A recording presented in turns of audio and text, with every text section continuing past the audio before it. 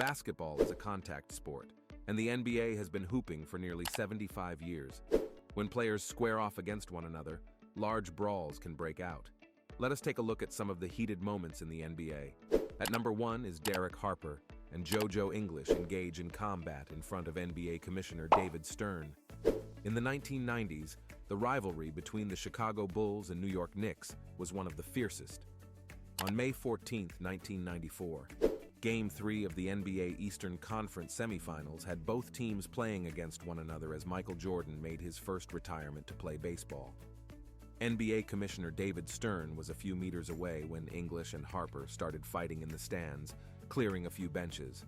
Both players were suspended without pay, and English received a one-game suspension and a $10,000 fine.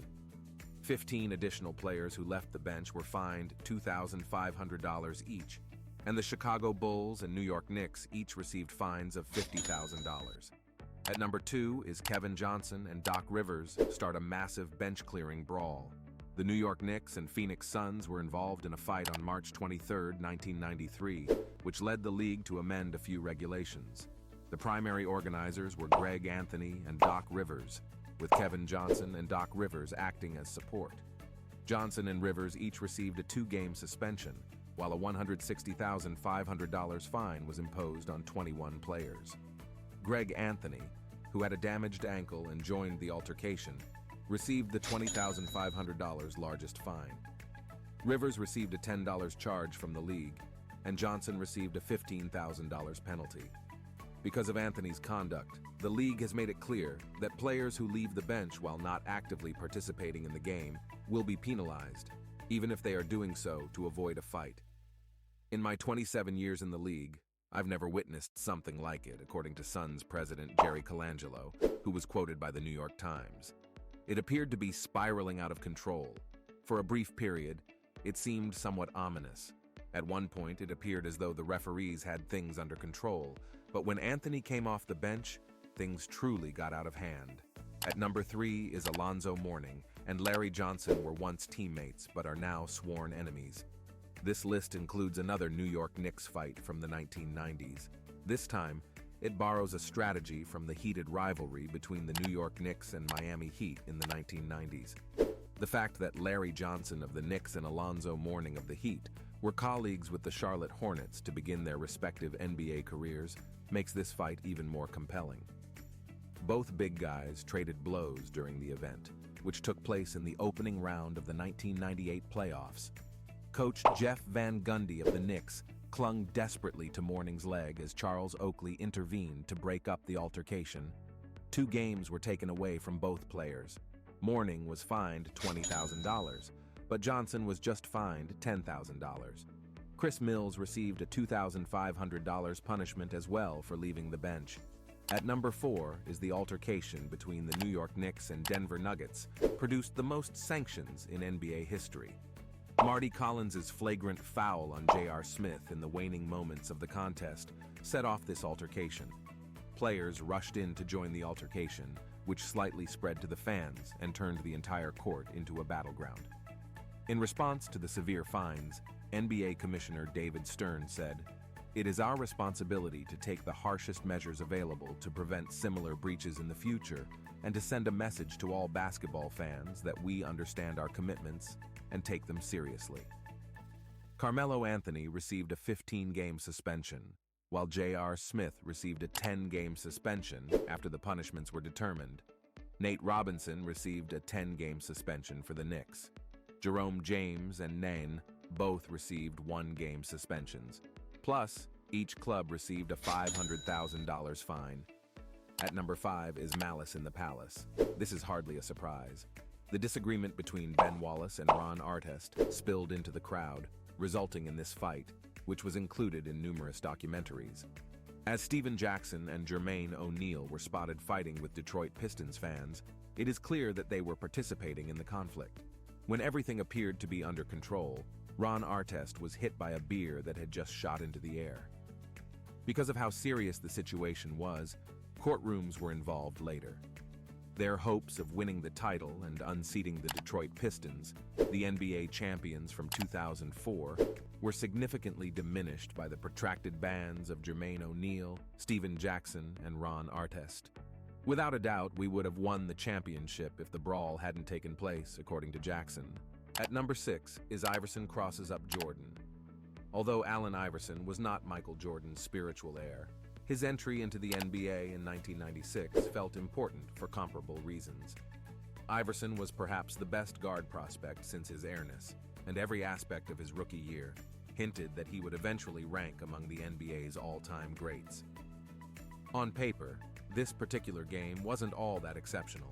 Chicago had already defeated Jordan and Iverson twice in the 1996-1997 season, both times taking place at home. Thus, the excitement for witnessing the two guards' confrontation had somewhat subsided. That is, until Jordan passed Iverson a crucial possession and switched to him. Outstanding defender even today, Jordan ought to have handled the young Iverson when he was 12 years old, just like he handled so many other outstanding guard scorers. Perhaps the first indication that Jordan was not the basketball's undisputed monarch came when Iverson scored on him and did it with a wonderfully timed crossover. It's not like this moment pushed Jordan into an existential tailspin. Chicago would win this game and the following two NBA titles.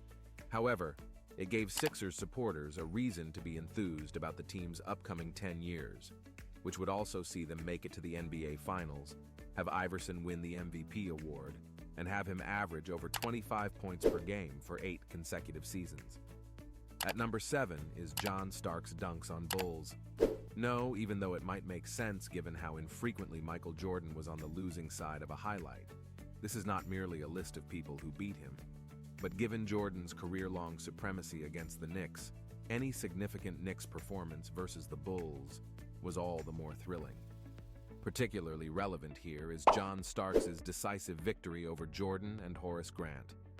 Fair enough, neither Grant nor Jordan were in Starks' direct line of sight, so this isn't the most technically difficult finish, but the context is what makes it difficult. With just 50 seconds left in this Game 2 of the 1993 Eastern Conference Finals, the Knicks were on the verge of a 2-0 series lead. Given that they were on the verge of their first three-peat and had significantly more postseason experience than New York, NBA history buffs would predict that the Bulls would tie the series at 1-1. Given all of this, Starks' ability to complete the dunk, do so in a showy manner, and do so while defending home court advantage against a longtime foe, seemed like a sweet, sweet win. But as we saw in The Last Dance, Jordan always managed to beat the Knicks, and this would be their final triumph in the series.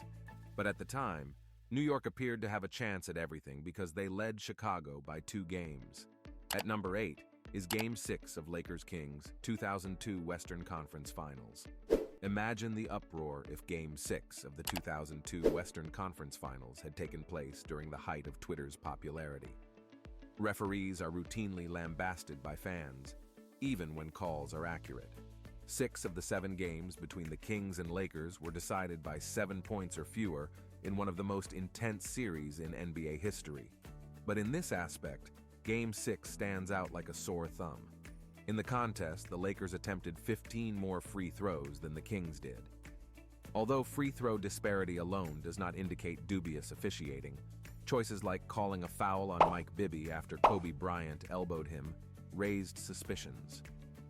While former presidential candidate Ralph Nader called for a probe into the referee's decision-making, Sacramento coach Rick Adelman and players like Chris Webber and Vlade Divac questioned the game's officiating. As this game became the focal point of accusations against disgraced referee Tim Donaghy when he was jailed in 2008 for gambling on games, several conspiracy theories surrounding it would gain credence.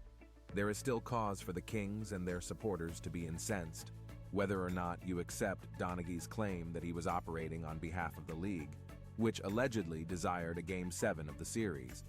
They may have advanced to the NBA Finals, defeated the New Jersey Nets, and won the team's first championship in another entirely plausible scenario. What do you think about these infamous fights and arguments? Do let us know your views in the comment. For more interesting stories on NBA, subscribe to our channel, and don't forget to press the bell icon for notifications. Goodbye.